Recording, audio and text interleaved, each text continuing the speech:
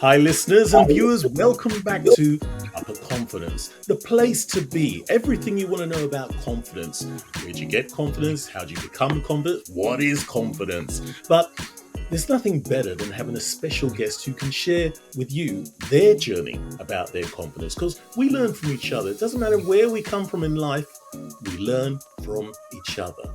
So, look, as I normally say, grab a pen, grab a pad, whatever you got, and listen out to some nuggets here. We've got someone here who is really come from a quite long journey, who worked her way up to being a senior vice president as well. Now, she wasn't always a senior vice president, so I'm going to hold back on this and I'll let her tell you her story. Let's welcome on board none other than Kate Curtis. Yay! Action. Hi, Thanks, Kate. Chris. How are you? I'm very good, thank you. Sun is shining. How are you today? Oh, I'm brilliant. I'm really brilliant because I'm glad that we finally got round to doing this. It's been quite a Yes, while we had it on the deck, and here we are. And as you said, the sun is shining. It makes all the difference, yeah, doesn't it it? does. So, listen, Kate, our listeners here usually drop in for a cup of confidence, few nuggets, few tips, and listen to other people's journey as well. So, we actually want to know a little bit about you. But before we get started, have you got your cup with you? Ooh, here you go. Yay! I like that. What does it say? Hello, beautiful. Hello, beautiful. So Ah, great, great. So, what it's are you not drinking? it's a cup of tea. It's not the cup I wanted to bring on. But basically, it was Father's Day, so I ordered a cup for my husband, and the wrong one arrived, and it said "Hello, beautiful." What a nice pick me up in the morning with your cup of coffee. So Oh, yeah. that's good. That's good. That's actually good. Well, I've got our traditional red blaring cup of confidence, and today I'm having mint right now. I thought, calm down, Oh, calm down. I'm having a bit of mint, so slow down. I'm not going to go sleep. I know that, but I'm going to be chill. just say I didn't have the chamomile. Well, there you go. I normally drink chamomile, but that's at night time as well. I see you know your teas as well, don't you? Hmm? Yeah. Okay, so Kate, tell us a little bit about you, your journey. Tell us who you are. In fact, tell us first of all what you do now. So right now, I'm a senior vice president of people and talent at a company called Reward that operates in the loyalty fintech industry, powering all the loyalty programs for some of the biggest financial institutions in the world, like banks, and partnering up with retailers and doing data insights. And my role there is to work with the CEO and the leadership team across the entire talent and people life cycle, everything from candidate attraction and acquisition to onboarding, bringing them into the Wow. business, getting them settled, all the way through employee experience, organizational design and structure, expansion, creating scalable systems, and seeing that journey all the way through to an employee's transition out to the business. Wow. Wow. You know what? Yeah. I should have taken my pen and gone through the whole lot. Kate, you know what? That sounds like quite a lot, and you've got to have a few tentacles juggling everything at the same time. Would you say so? Yeah, but I also am really fortunate at the moment. I love the company I work for. The people are incredible, and I really enjoy the work and the variety of the work and the support that I get at work as well. So at the moment, I'm feeling really blessed, but I haven't always felt that way. So yeah, No. it's a good place to be at the moment. Wow, it sounds like a great place to be at the moment. And for you actually saying that for yourself without somebody else saying that, that says it in itself. But just as you said, it wasn't always like that. Now, I've known you No, a few years now. Listen, I'll tell listeners, we go way back. All right, we yeah, go way back. And I knew you before you were doing all what you're doing now, didn't I? yes. Tell us about your journey. Well, when I met you, you were brought in. I was working in a company. It was the last company I worked in, actually, where I had this thought that I can't keep changing jobs every 18 months up to retirement. I needed to find my happy place. And this was the last place I was really unhappy before I started my career. And Hmm. the manager there tasked me with onboarding something like 1,000 virtual customers 20 years ago, but when it was just an emerging kind of industry. It hadn't been established, and 1,000 a month, it was like phenomenal numbers that they wanted to bring on board. And at the same time, they had a different business, and they would repurpose me into the other business to carry out admin tasks. So I'd be in tears. Like, honestly, I really wasn't happy.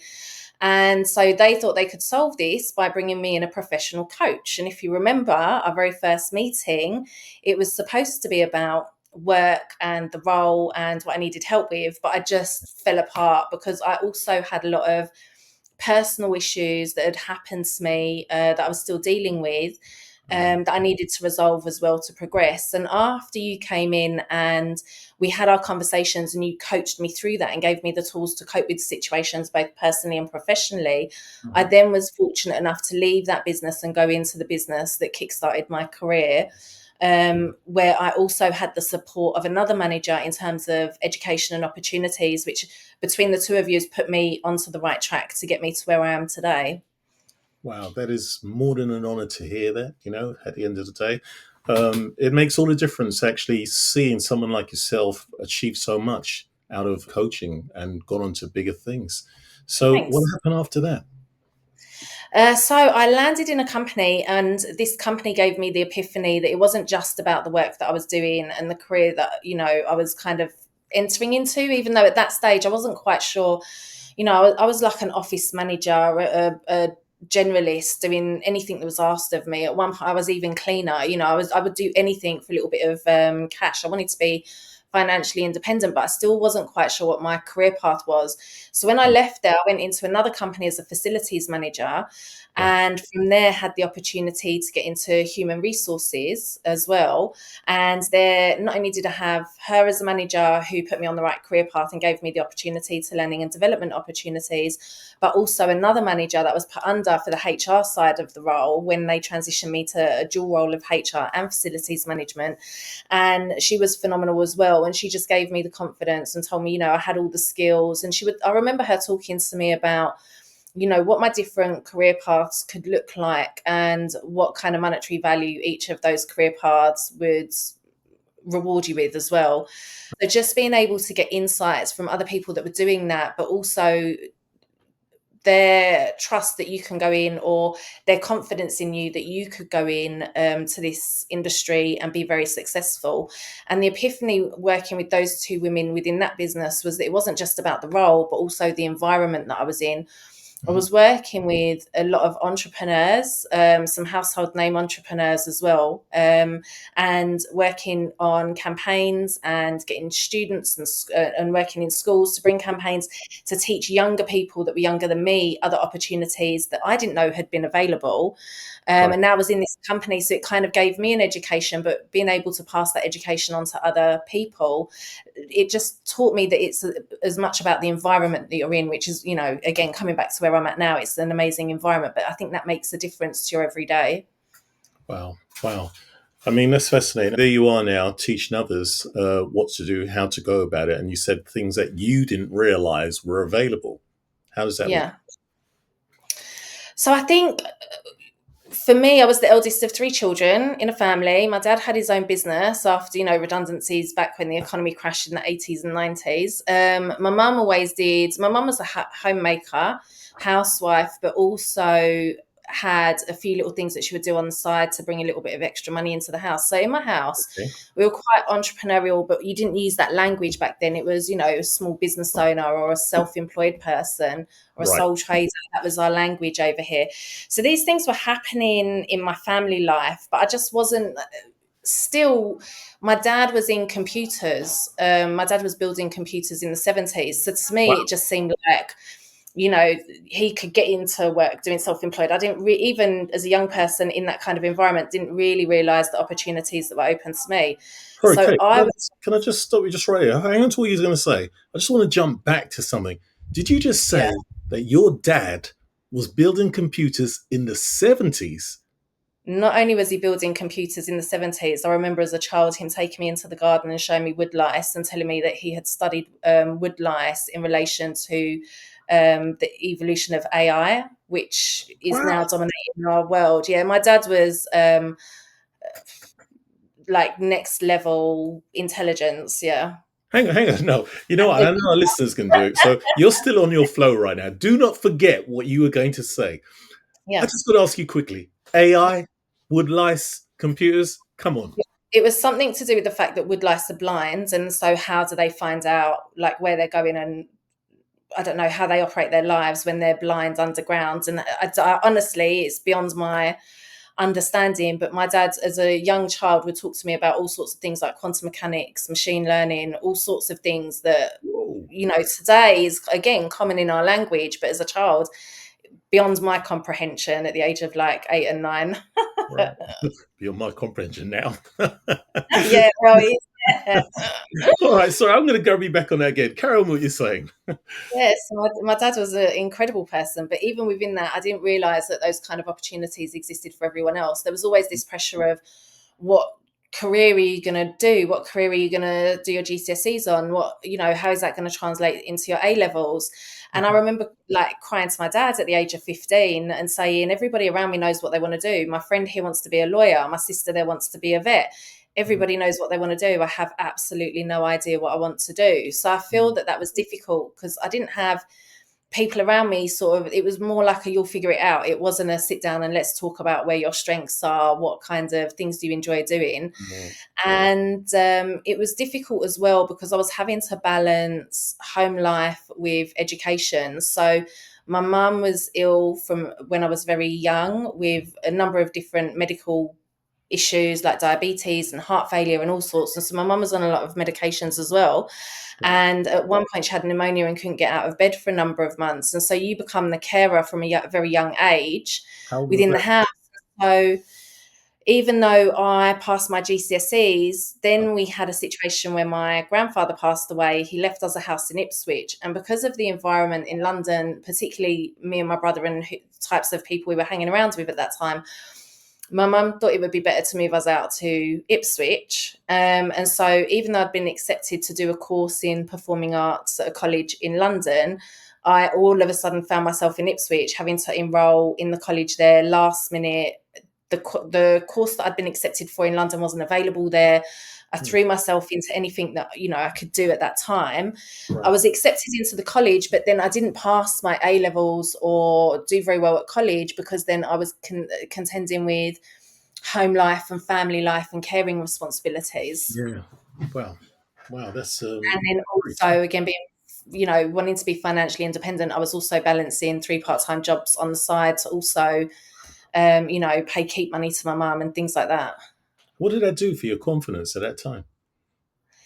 I think because of my experiences growing up in London and what I was seeing around me, I went to an all-girls school, and also seeing the situations that other girls had found themselves in. And at that time, you didn't have the internet, so it was quite isolating. I didn't look around. I didn't know anybody else was in that situation, so it felt quite unique.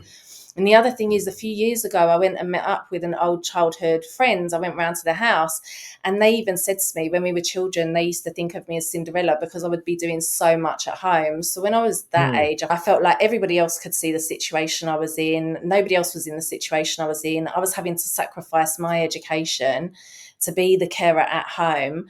And so why bother investing too much time in that? Wow.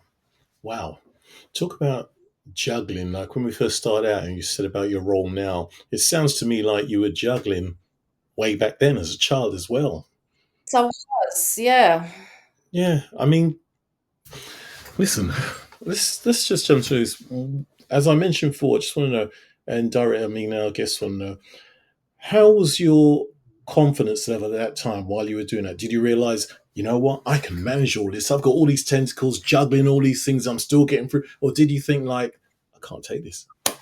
The funny thing is work-wise, because I had 3 part-time jobs. At one point, I was working in a Chinese restaurant, which I ended up moving above as well.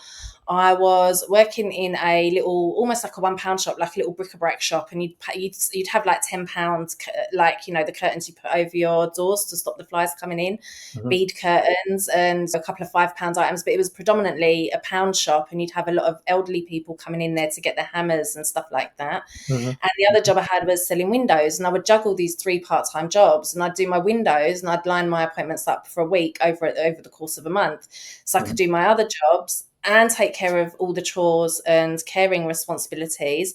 But then I just put education to a side, and to let off steam, I would go out partying as well. And then I'd get caught for having gone out when, you know, I should have been at home on a couple of occasions as well. But I think I just became a little bit rebellious with all of the challenges that I was having to cope with at that time.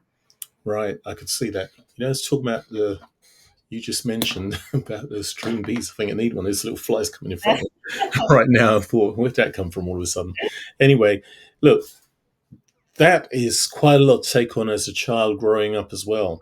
Do you think that had any bearing on your situation now? I mean, there's this situation, like you just talked about education as well, and not being able to do what you wanted to do. Yeah. And sometimes some of the people that and clients, well, we're talking about particularly, are dealing with areas of like self-limiting beliefs. Yeah. Yet still, with all that you went through, you seem to be a very high achiever, a high roller right now. So how does that come about? How can that help somebody else in that situation? I was always good at work, and my mum always wanted to encourage us to do well at work. She wanted us to do well in education, but that was secondary to, you know, caring responsibilities and things I had to deal with then with my mum's health issues and Excuse stuff. me. Bless you. Then next thing on my mum's list was financial security, particularly as a woman. You should always have, like, you know, something aside. In the context of being a woman, having, you know, if you're reliant on, back then, I know there's, you know, more types of relationships, but back then it was, you know, you don't want to be reliant on a man. So you have to be financially independent. And she had a focus on you going to work, but also, you know, teaching us to be responsible by it. I would have to pay keep money out of that as well. And I found that I was really good at work. So I would do really well on the windows. I ended up on my own rate aside from the rest of the team. So when it came to work, I've always been a hard worker. I've always wanted to have that financial security, as I was, you know, taught to do. And then it was just meeting the right people at the right times to get those opportunities. The narrative changed with, again, that first manager who noticed that she gave me an opportunity to go and do a qualification. And I was doing well on that qualification, but around the times of exams, there would be other situations that would be happening at home. And she could see that. And she took me aside one day. She wasn't the first person in my life to take me aside, but she was the first person that broke it down for me in a way that made me stop and think, in that you are putting yourself last to take care of everybody else. And when you need those individuals to be there for you, they're probably not going to be there for you. Let's be honest. They're not going to be there to you for the degree that you're there for them. So you need to, and then what's going to happen to you? You've put yourself out for all of these people. What happens then to you? So when she had that really hard conversation to me, it kind of took me back. And then I started getting into a habit of consciously saying no and seeing the reaction of people I was saying no to, like, no, I have to do this for me. I can't do that for you. And, you know, I had quite a few arguments around that period in my life, but I kind of had to reassert myself and reestablish myself in order to see what was going on and have the confidence, and just have that confidence, knowing someone could see what was going on and had that belief in me. And I think, you know, I was a lot older at that point. And, you know, I wasn't living at home at that point, so I could have a bit more independence and I had a bit more authority in myself to say no. It's more difficult when you're living under the same roof. So I think that's the point at which things within my life started to change, when I started realizing and I started saying, no, I'm going to invest in myself now. Right. Let's just hold right there, because I know you listeners that you are jotting down, you're taken in by this, but just listen to what Kate just said now. At this point is where the change happened. I'm quoting what you said, right? Yeah. You started investing in yourself. Yeah. Let's carry on from there. Yeah, so because of that, also now I had someone who, she was a very firm, very, very firm manager, but we had a great relationship in the fact that I think a lot of people found her very difficult to work with. But for me and her, we sort of found our balance within a relationship where she was giving me those opportunities. I also felt like I had to deliver on it as well, and I had to do well, and she'd be checking in on me, and she'd be checking in on, as I was going along through this course, what were the qualifications that I was getting, was I passing the course or was I not passing.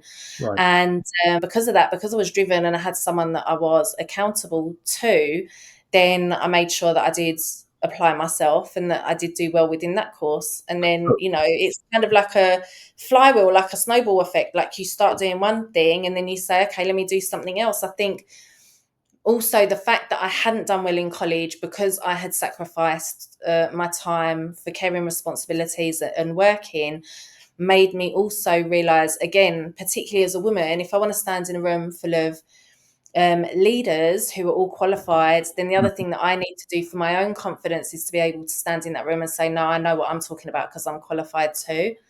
And so even though I got that qualification, it was only recently, it was only about 3 years ago when I got my CIPD qualification that actually settled in me. Yeah. It's been a long journey of about 20 years of getting little qualifications here and there wherever I had the opportunity. But the big one for me within my industry is the CIPD, and being able to complete that a few years ago has given me the confidence to say, not only do I know what I'm talking about because I've got 20 years experience, but I also know what I'm talking about because I've got the top qualification that you can have for my industry. You know something, Kate, I particularly remember us talking it over at a time. And Yeah. when you celebrate that, I wanted to celebrate that too. It was like, wow, Thanks. you actually did it. And it was like, great, Look, you know what? You have so many things. If anybody else is watching this, I know you need one of these right now. Woo! Cup of confidence. Wow. Okay, so let me just reiterate on something here. So this person, this manager, stepped in and she became like a mentor to you, right? She was Yeah. a mentor, and you just used the word which we use quite a lot in the industry is accountability. So Yeah. she was someone that you were accountable to, Yeah. and in doing that, having that person who cared, even though she did it in a strict way, made all that difference, didn't it? Yeah. Yeah. Interesting that it wasn't easy. Me and her would still have big arguments, but it was almost like a bit of a maternal relationship with her as well. She didn't have kids, and I think she'd had a difficult relationship with her own parents, from what I gathered from our conversations. So she was someone that we could relate, and we established a relationship. It wasn't Mm. always easy. We did have arguments, but within those arguments, she would teach me things. Like I remember we used to have court hours at work, so as long as you were in the office between 9:30 and 4:30, Uh-huh. you've done your day's work, just make up the hours around that. So I'd get phone calls from her at like 9:05 saying, why are you late? And I remember one day saying, look, the core hours are 9:30 to 4:30. Why are you telling me that I'm late? I'm not late. And she said, well, if you have this position of responsibility within the company, do you think it's acceptable to come in at 9:30 to 4:30 the same as everybody else? Or do you need to be in at 9 o'clock ready for everybody else when they're arriving? So she would just put things in a way that I hadn't thought about it. I thought, well, those are Right. the rules and regulations. I'll follow the rules and regulations. But just Right. little conversations like that would make me stop and think and up my game even more. Can I ask you this? Do you apply that now to those who work under you at the present moment? That same rule? Do you still? No, I I'm not a clock watcher. I don't watch the hours that they're doing, but I do look at the work and I give them opportunities. So I'm really fortunate again in the company that I'm in. I get to set the strategy and I get to set the agenda, and we operate to something called objectives and key results (OKRs), which we're embedding within the company. Uh-huh. So within my team, I will say these are the obvious things that we need to deliver this year if we want to scale the company and we want to scale it internationally.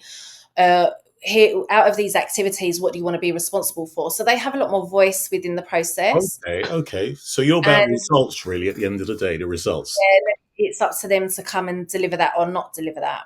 Right. And then they'll come and they'll say, I want to advance my career, and I'm happy to have those conversations with them, of course, around career. But I think, it comes back to my experience of, do you want to be a specialist? Like in HR, I could have specialized in organizational design, or I could have specialized in payroll, or I personally wanted to be a generalist. I wanted to do the whole life cycle from end to end.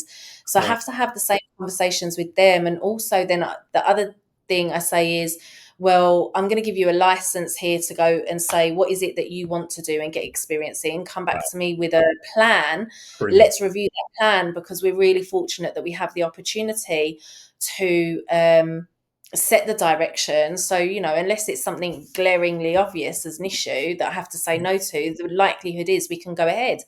So it's up to them to come with what they want to do. We'll have those conversations and I'll support them there. But no, I'm not a clock watcher. It really is for me about, it is delivery of results. We need to deliver the results against the objectives that we've set for ourselves, Uh-huh. but also they have that creative license to go and say, well, what else do they want to do? For example, employer branding.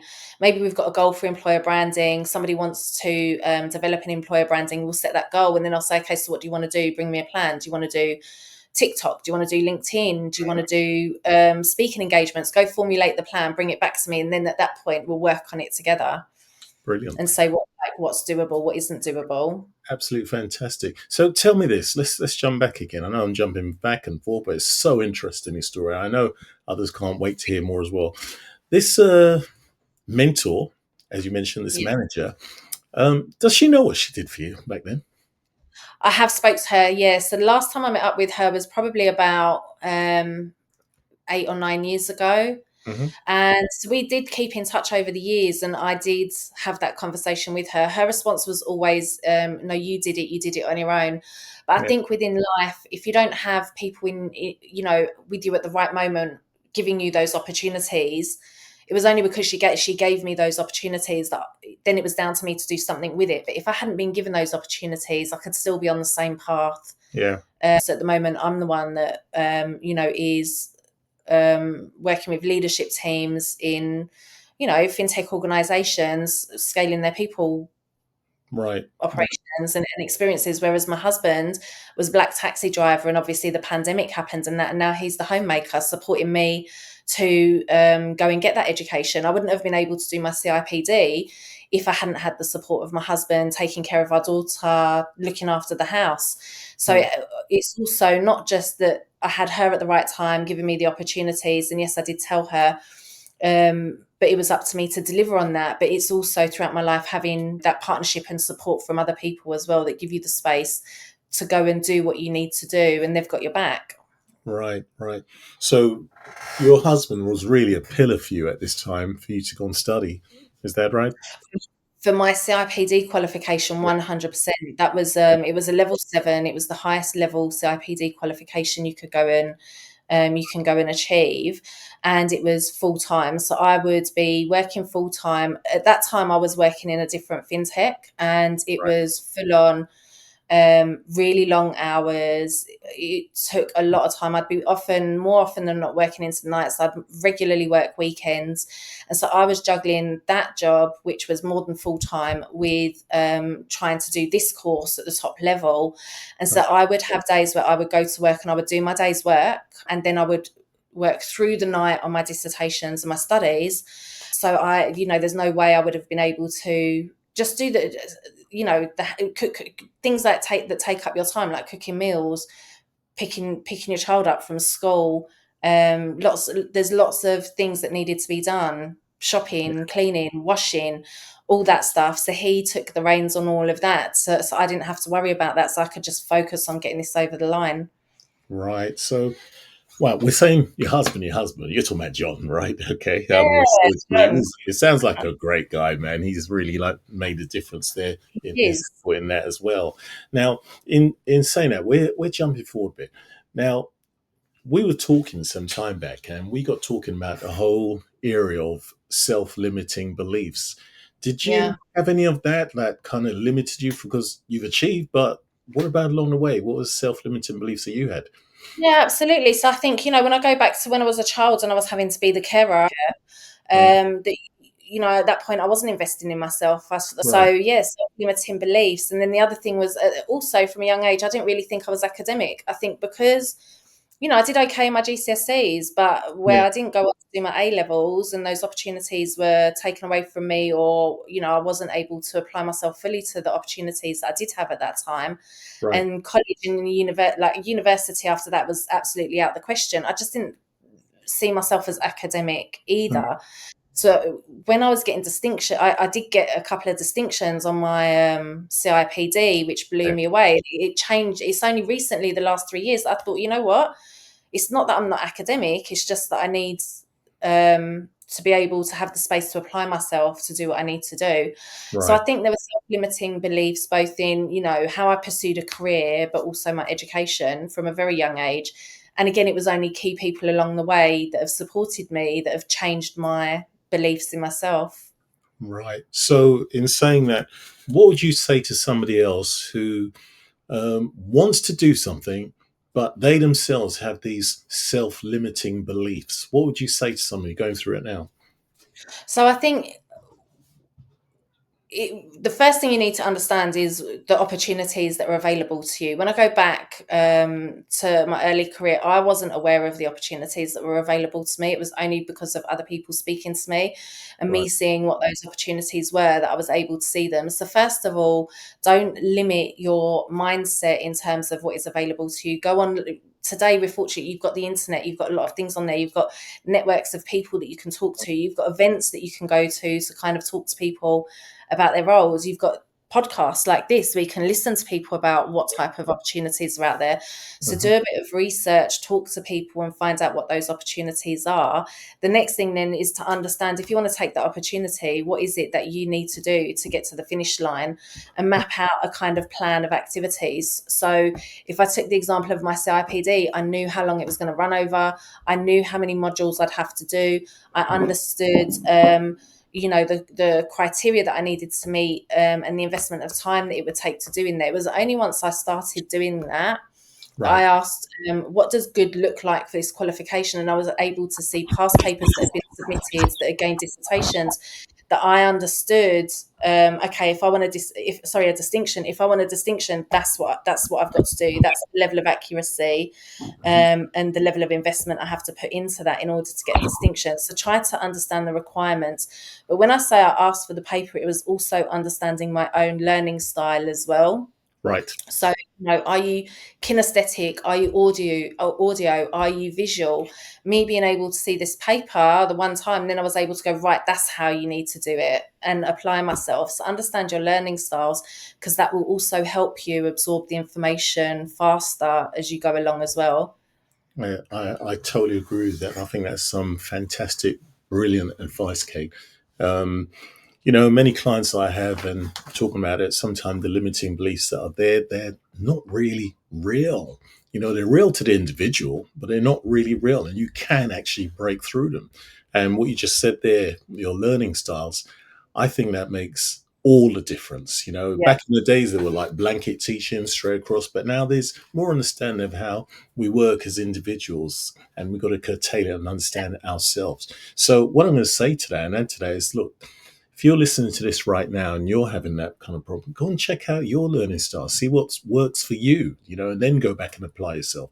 Makes all the difference, Sure. doesn't it? It does, but to add to that as well, the other thing today, like you just made a really great point. Before it was like a blanket style, and Mm. there was only one option, and you either did it or you didn't do it. But Yeah. today, there are so many other options for how you can go and learn, and the pathways that you can take. And so, again, I had the option: did I want to do part time? Did I want to do online? Did I want to do in the classroom? For me, I did weekends in the classroom so that I didn't get any distractions and I could just apply Right. myself. But dependent on, your situation, you might choose to do something like blended learning, half online, half in the classroom. So Mm. have a look at those kind of options as well that help you along the way. Yes, definitely. Definitely. Wow. Kate, that's quite a journey that we've actually taken with you at the present moment. So tell us more about today and how. Yeah. Actually, no, let me ask you this question as well, because we're talking about confidence and self belief. I'm going to hold back on what I say for. You're in a total different industry now. How about the culture of the industries you're in and yourself ingratiate yourself in there and then accept it? How is it? So fintech for me, I think it's kind of nostalgic when I think back to my childhood and my dad being in computers. So it's almost like things come full circle at times. So it's not a surprise to me that I've ended up in companies that are financial technology. Predominantly, it's about the Yeah, technology that they're operating in financial services. So for me, I really find it an enjoyable environment to be in. I think it's over the last 10 years been a very up and coming environment to work in. I think it's a lot of companies are describing themselves as fintechs now because it seems to be exciting, and that is what attracts candidates into the industry as well. yeah.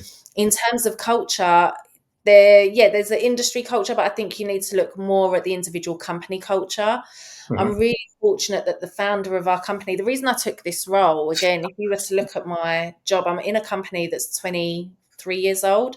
Mhm. It's not natural for me to join a company that's 23 years old. I join startups and scale ups, this company's scaling up now, but it took me 3 months of conversation with the founder before I decided to kind of dip my toe in and see what was going on. And when I joined, it was still operating very much like a startup, going through scale up phasing. So for me, I've absolutely loved the environment. But off the conversation with the founder, the reason I chose this company and to dip my toe in was it was really obvious to me how much he cared about his people within the business at an individual Right. level. He was showing me photos of the teams on away days like a proud parent. And I thought, this man, he really genuinely cares about people. Let me get involved in the company. And Right. so I think you have to look at company cultures at an individual level. And if you're going to do that, you need to look at, everything from their careers page to their LinkedIn page to what are the reviews being left on LinkedIn, what kind of posts are they posting up on LinkedIn on company news, look at general news, what news is there for them, look at Glassdoor, look at the employee reviews, and then you'll get a good feel for, is this a good company culture or not? But you need to assess each one individually. And I'm just really fortunate that I've joined a great one that really cares about its Mm. people. Brilliant. It's funny you say that because after many years teaching people how to get through interviews and all, you just said something that's key. And sometimes we're doing like it's one way, like I need that job, I need that job, but it's actually two ways. They need you too as well at the same Yeah. time, right? So Yeah. it's a matter of give and take because you just said it took 3 months to be convinced to go Well, it there. comes back to that point I made earlier. I made a decision 20 years ago. I don't want to be in a company and changing jobs every 18 months. I want Right. a proper career, and I want to be able to feel like I have made a difference within these companies, and that I am able to support people, and that I have the support of the leadership team and the board as well, and Mhm. companies that genuinely do care about their people. So yeah, 3 months might seem like a long time, but for me, it took that long because, again, it's a 20-year-old company, and for me that wasn't natural. So I wanted to make sure if I was going to take that decision, I was confident that it was going to be the right decision. And here we are. I've been in the role for um, coming up for 2.5 years and loving it. Is it 2.5 years now? Wow. Wow. Yeah. Look at that. Oh boy. Okay, you know what? This is so interesting. It is so interesting, and obviously we've known quite a while, and I'm seen your journey and been with you on there. But at the same time, there's bits in here that I'm thinking, really, wow, Yeah. you know. So, I love our conversations with you, Chris. sorry, say that again. Love our conversations. Yeah, yeah, many, isn't it? Now, look at this. Let's jump into leadership, Yeah. confidence, and leadership, self-esteem. Tell us about it. I think whenever I walked into a room, I'm generally quiet unless I have something to say. I'm not going to really speak up because it's not my area of expertise. Hmm. So I would be quiet around the leadership table until someone asked me a question about my area of the business. I think today, where I'm getting to now that I've got a bit of leadership experience under my belt, and also because I've now got a lot more confidence since I went and got my qualifications, just in myself, how I feel standing in that room with Right. everybody else qualified within their field with all their years of experience, means that I feel that I'm as good as anybody else within that room. I know my area of the business Wow. inside out. But when you're operating at a leadership team, there's a lot more that you need to bring to the table. You need to understand the company and its competitors. You need to understand the industry landscape that it's operating in. You need to understand the macro economic environment and how that might impact your Hmm. business. Things like interest rates, pandemic, what's the Bank of England going to do, what legislation is coming out from new governments, taxation. There's a lot of things that can impact you as a business. And you should just, I'm not saying that you need to do a full study on it every single day, but you need to be mindful of the external environment and what impact that might have on the business. You Right. need to understand the company's strategy and how teams are feeding into that strategy, as much as your own. So there's a lot of different components to operating around a leadership team. But I think once you've got that core grounding and that understanding, you're going to know the company, you're going to know who your customers are, you're going to know who your competitors are, you're going to know what your strategy is. And what you need to do to get there over a period of time. Then you break that down into the goals that you as a team need to achieve. Make sure that they're lined up with the other teams as well, because you don't want to be competing for resources. And if you need resources from other teams, you need to make sure that they're on board with you accessing those resources to deliver objectives. So you have to work together. There was an interesting article one of my colleagues shared the other day about vertical leadership and horizontal leadership. And there's Hmm. vertical, which is looking down just into your area of the business, Okay. or there's horizontal, which is looking at how are you lining up. You're a team. You have to line everybody up on the field to play the same game and achieve the same, ultimately the same company goals. Right. So if you want to operate at a leadership level, you do need to, apply yourself to your area, but you need to look more holistically across the board as well. Right. Right. So tell me this vertical and across. Explain it one more time again. So, are you looking down just into your functional area of the business and your goals and what it is that you need to deliver? And are you just focused on delivering for your goals? Right. Or are you looking at how are you supporting each other's goals horizontally? So if for my area of the business, I know what my goals are, I've got my goals, they're sat there. But if all of a sudden the technology team need to scale up and need to put a team out in Dubai, for example, all of a sudden they're going to need my help and I'm going to need their help to deliver. So Right. we need to understand what the priorities are across all of the teams and make sure that we're supporting each other to achieve the company strategy and all of the team's objectives together. Right. The reason why I asked you if you could repeat it as well, and that's for your listeners with your pens and your pads out there. Do you see how important it is, the whole strategy of teamwork? Do you It see? really, it really is. It's important to have the right people around the table as well. Yes, yes. I mean, most success you see have a team around them. I mean, you talk Yeah, about your father talking about woodlice. I always used to talk it down to the place of ants, how ants work together as a team and how they build and how they can't do without each other and their structure and everything. And I could see it all. We can't do without a team. it's really interesting you talk about that as well, because the other way that I look at it, because again, having worked in so many startups, the way that moving through scale up phase, is that sometimes you have the right people for your business at a particular point in time. So if you're a startup, you're going to have maybe a few people that believe in your business and your vision, and they Uh-huh. have a certain amount of experience that they can bring to the table, and that's right for you at that point in time. But then as you scale the company, you might need people with, for example, international experience or Yeah. particular qualifications for regulatory reasons. So again, it's okay to, nobody's in a job for life anymore, but it's not just about the company making those kind of decisions. You need to assess, are you right for that company at that point in time, and where's that company going, and how do you keep step with it if you want to continue within that business Right. Right. as well, but just for yourself and your own sanity. That's really true. That is really true. And talking on the business level, how do you put that same, let's say, strategy in the sense of someone who's just starting out their own business or working solo themselves? How would they apply it? There's somebody out there now looking and thinking, Yeah. this is brilliant. They've jotted down, they've done the vertical, they've done the cross, but hang on, I've just started my business. What would you say to them? The first thing is, if you're starting out a business, it's the same as when someone new joins a business. You need to understand. I think there's a few things you want to understand when you're starting out the business. And I would say the biggest one is, what is the culture that you want to build? Because that's going to drive everything. Mm-hmm. Where I am at the moment, we recently did a piece of work around the company values, and we didn't change the headings, and we just tightened up the narrative around each of the values. But those values have stood the test of time, and those values go against the types of individuals that you bring into the business, because that's the culture that you want to build. So my advice to anyone starting their own business is really think about the types of culture that you want to build within your business, because as much as, a lot of people will have all the skills that you need. You could have 10 people with the same skill sets. What's going to differentiate them is how are they going to fit within the culture are they going to believe in your vision and the culture that you want to build? Are they going to complement it, or are they going to detract from it?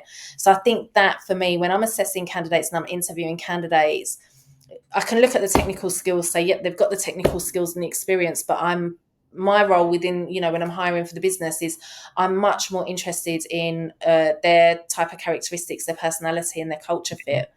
I think if you set that out from the beginning, you are, again, setting the rules of play, really. You're saying this is, these are the parameters, you're setting those expectations. Right. From the outset. Yeah. Well, that's great, Kate. That is great. Kate, I'm very much aware, and I want to ask you a few more questions. And to be honest, we could actually go on for a day and a half talking about this, as me and you always have conversations anyway, right? But listen, I know you're jet setting away tomorrow, by the way. Right. Now, look, let's just, as we kind of wind down, we've seen your journey from the beginning, right? From the humble beginning, I should say, right to where you are now, and still persevere and get through. Yeah. What is your drive? Oh, it's a great question. What is my drive? I think it's a great question, Chris. The thing is, right, in terms of drive, I think it comes from childhood and those kinds of, the narratives that were told to me and those insecurities. And my mum teaching me about the fact that you had to be financially independent. And that's a tough one in today's world, right? With the cost of living crisis, interest rates increasing. If any one of you's working, you've got a lot of financial commitments, something breaks in the house, like there's lots of things that can go wrong. So I think there's always that has underlined it, but I have walked away from jobs that have paid me more than jobs that I've gone into, because the other thing that's really important to me is the kind of people that I'm working with and the culture that I'm working with. Yeah. So I need to be working on exciting projects. I need to feel that I have the support of the people that are around me. That really drives me. And again, when I look at where I am now, I've never had so much support from not just the leadership team, but the board of a company as well. I just rolled out an incredible benefits program, and I thought that I was going to get pushback and told, you're spending a lot of money. Do we really need to spend all of this? Because in other companies, if I've tried to improve a healthcare plan on its own, I've had pushback. So when I went into the board and I went in with like a healthcare plan and life insurance and critical illness and all these other things, I really thought I was going to get pushback. Instead, they actually turned around and said, well, can we do bonuses for returning mums? And they were pushing me to do even more. Right. So I think for me, the biggest drive is being able to enjoy that I'm going into work and that I have that collaboration across the company and I have that support across the business as well. And when I say that as well, that pushback, I think the other thing that's really a key motivator for me as well is people that drive you to do better. When I talk back to that manager who would say, do you think that's reasonable for your level of responsibility, for example, regardless of what the rules were? I think it's having those people that always challenge. For me, having people that challenge me to do better drives me forwards as well, keeps me real. Great. Brilliant. Okay, we're going to wind down. I'm going to fire a few questions at you right now. First of all, what do you think of coaching? I think it's fantastic. I mean, Chris, there are times in my life that I do wonder where I would have ended up had me and you not crossed paths and had conversations at key points in my life. When I was doing the CIPD, my mum had just passed away and you helped coach me through that, right? So we had a call and I said, I've got a lot going on in my life at the moment. I have a lot going on at work that I need to deliver. I have this course that I need to deliver. My mum's passed away. I need to stay focused. And you came in and helped me stay focused on my course so that I could deliver that whilst managing everything else as well. So yeah, I think it's key people, key conversations has been fantastic. My pleasure, honestly, all the way, all the way. Even when I said that, meaning as well that for people who are actually looking into it and keep dipping a toe just around the edge about coaching, what would you say to them?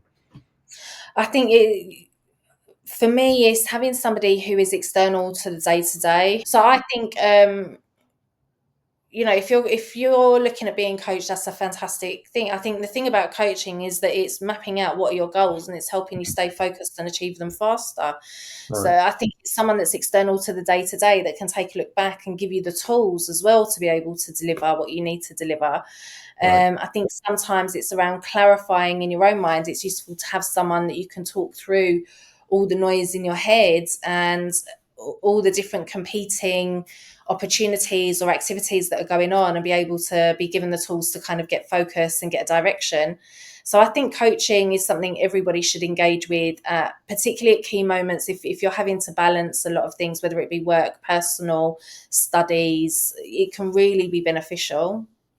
Right. That's actually brilliant, because the reason why I ask you that is, and you know what, it's my honor, honestly, to see you come so far from where you are and where we started in that sense. So I just wanted other people to know, see how important that is at the same time. Because sometimes you get people tip and say, I might not, I might make that decision. I'm going to come off the board now, right now, and you've got some beautiful pictures in the background there that I've been noticing. Right, tell me about these paintings on. Let's bring it home now. Come on. So they're by an artist called Chinwe Chukwugo Roy. Hmm. Sadly, she passed away a few years ago. She was a massive Arsenal supporter and she was the mum of my flatmate, which is, my personal situation when we first met was there was three of us and then there were only two. And I had a lot of issues that I had to resolve, which is how me and you came into meeting each other in those early days. She was the mother of my flatmate, who I'm still friends with today. Massive Arsenal supporter. Sadly, she passed away from cancer a few years ago, but she was from Nigeria and she would travel back there regularly. And one day she was walking down the road and she saw a farmer in his field and she asked, "Can I sketch you?" And these are four of the sketches that she created Wow. when she was in Nigeria. Wow. Wow. And they were given to you, yeah? Or No, I did purchase them. Yeah, of course, this is a trade. So I purchased them, but I've got another one in the other room called the Yellow Boat as well, which is you can Google that one and see that one online. But yeah, she's done some incredible artistry. The other ones that she used to do was because she lived in Suffolk, and she would paint. I mean, she did all sorts of things. So you'd be able to see some of her works online. But some of the ones that really stood out to me were these trees that she would paint, and they would be trees in Suffolk, but they would look like they were trees in Nigeria, like absolutely vibrant colours. wow. So I loved her work, and yeah, I had to have a little piece of that on my wall Wow. for Wow. memory. Wow. So where can everybody else get to see her work? Well, I don't know at the moment because unfortunately the family have had some other situations recently as well. So occasionally they used to do exhibitions and I'd keep an eye out online. Right. But her son, who's my flatmate, um, yeah, is sadly she passed away. Then his dad passed away a little while ago, and his brother's got some health issues as well. So Okay. yeah, Wow. you can cut that bit Well, out. But very sorry to hear that. What was her name? So if anybody else is looking at, what was her name? okay, so her name was Chinwe Chukwugo Roy. Right. So everybody is looking at. Okay. So we're gonna kind of wind down, and I'm gonna have a little fun question time now. Oh, And good. how this goes is, I'm gonna ask you a question. You just give me a quick response. Lateral thinking. Got a few And then you questions tell me here. at the end if I'm a psychopath or not.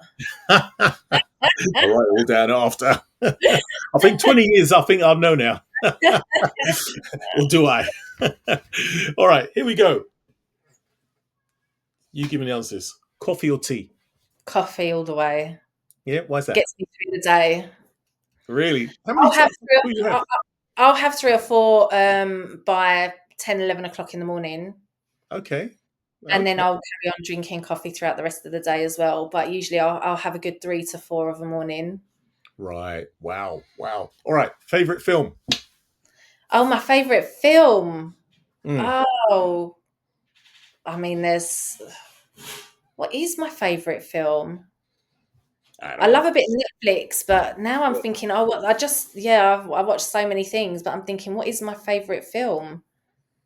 I don't really want to say The Notebook. You know, everybody says The Notebook. I don't Okay. know.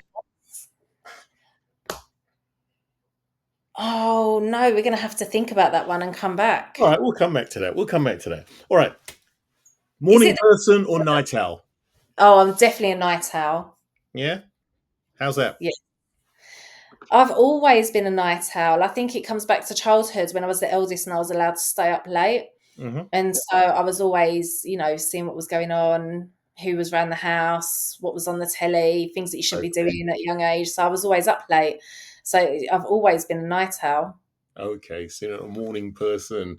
I tend to be a really morning person. I get up all like 5:36. I hit the bike. I'm riding. I'm getting back. That sort of thing. I don't know. It just changes over time. It's like you think by now you think you start slowing it and all that, but no. Here he is. He's out there. All right. I'm going to ask you a different kind of question now. Right? Would you rather have the ability to fly or be invisible? Wow. I think invisible, Yeah. Why is that? because then you can get on a plane anyway. That's smart. Oh, critical thinking here going on. Yeah. Okay, that's the smart one. So you can fly anyway, so you get both. Yeah? Yeah. Okay. All right then. All right. And here's the last question. What's your let's say, what's your go-to karaoke song? Respects by Aretha Franklin. Hey, and do I need to ask why is that? Okay, so it's a funny story, maybe. I hope you think it's funny. But many, many years ago, in one of these companies, I was very unhappy, and there were a group of girls who were all from South London who formed a little clique, and I was excluded from that clique. And often, would just overhear, you know, comments and things like that. Anyway, one day, someone organised a social at the local pub that was doing karaoke. And I thought the best way I can deal with this situation is to just go up on stage and sing a song so well that people's mouths drop to the floor.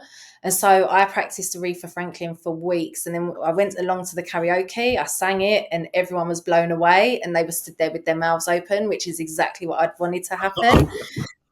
Yeah. So I loved that. I loved the fact that I love the song. I love Aretha Franklin. I love the fact that I delivered it so well there. And then many years later as well, there used to be a club that I used to go to quite a lot. It's not around anymore, but it used to be in Shoreditch, and they used to do live band karaoke. Mhm. And so I would get up to sing Aretha Franklin, because it's live band. It's not the same as the audio track that you'd Yeah. usually have. So the first two times I fell flat on my face, but I was determined to do it well. And then on the third time I smashed it, and I felt like a superstar. Everyone in the place was clapping and cheering. So it's my feel good go-to "Let Me Show You" song. Wow. Yeah. Oh, I'm blown away here. My mouth went. I didn't even know you could sing. I didn't know that. I Wow. used to sing a lot better. Yeah. I think singing's one of those things, again, it's like a trade. If you want to do it well, you have to practice it. So I don't think I'm as good today as I used to be, but yeah, I love that song. Right. And our closing question now is this. What advice would you give to somebody starting out in life and they are not feeling that confident about themselves?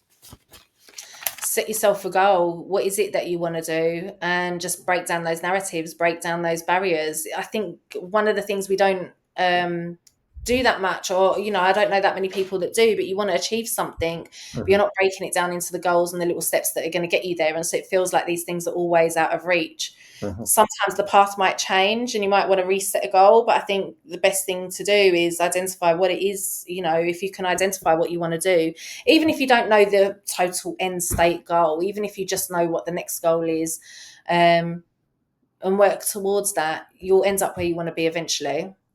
Wow. Brilliant. Brilliant advice. Thank you very much, Kate. Kate, I just want to say this. Look, this has been fantastic. I've picked up so much myself listening here, as I'm sure all the listeners are going to as well. And on behalf of our listeners and myself, I want to say, from here from Cup of Confidence, thank you very much. This has been great. Yeah, this has been great. Now, look, we're gonna do something here, and I hope you will, take on board that. At some point later on, we'd like to revisit and see how you're doing later on in life. Would you be up for that? Yeah, next week, same time. You move fast. Next week, same time. Yeah, we're going to revisit and see, Yeah, sure. how things are going, and and I'm sure it's going to inspire more people right now at this present moment. But apart from that, I'm going to say here right now, once again, thank you and Thanks, Chris. cup of confidence, Kate. Yay! And if you're listening in and you like what you heard and you thought that, you know what, I know somebody else who should be listening to this, share it. Share it, share it, share it, share it. Cupofconfidence.com. Yep. Okay. And honestly, pass us through some comments as well. I'll pass them on to Kate and, we'll see where we go. All right. So, Kate, thank you very much. And Thanks. have a great day. Oh, and as you jet set away, enjoy. Okay? You take care. God Bye. bless you. Bye bye.